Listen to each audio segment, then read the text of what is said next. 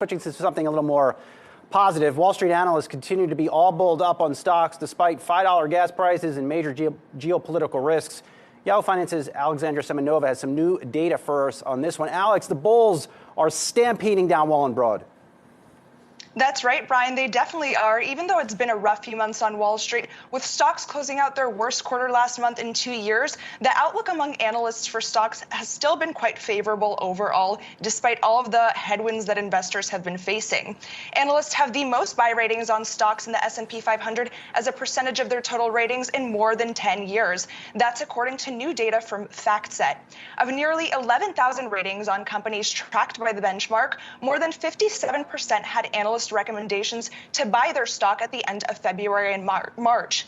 Before that, the last time that the percentage of buy ratings exceeded 55% at the end of any month was September 2011. At the sector level, analysts were most optimistic about energy, information technology, and communication services stocks, which saw the highest shares of buy ratings. On the other hand, the outlook was less positive for consumer staples and utilities, which saw the lowest percentage of buy ratings.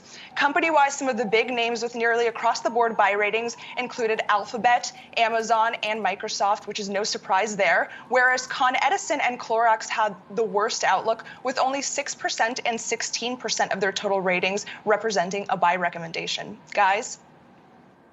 It's so interesting, Alexandra, to see all of this positivity in what feels like at least somewhat negative environment, right? Volatility, we're talking about recession risk next year. So why is it so positive?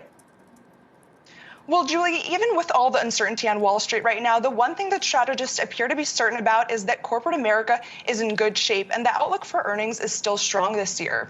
FactSet attributed the surge in buy ratings to an increase over the past several months in earnings estimates for S&P 500 companies. Analysts have slightly revised their earnings expectations for the first quarter lower, but actually revised bottom-up EPS estimates higher for the next 3 quarters and for 2022 altogether. And that's partly because high inflation is likely to bring pricing power to companies, and they're expected to see double-digit revenue growth this year. So a strong outlook for corporate earnings, giving buy ratings a nice boost there. Guys?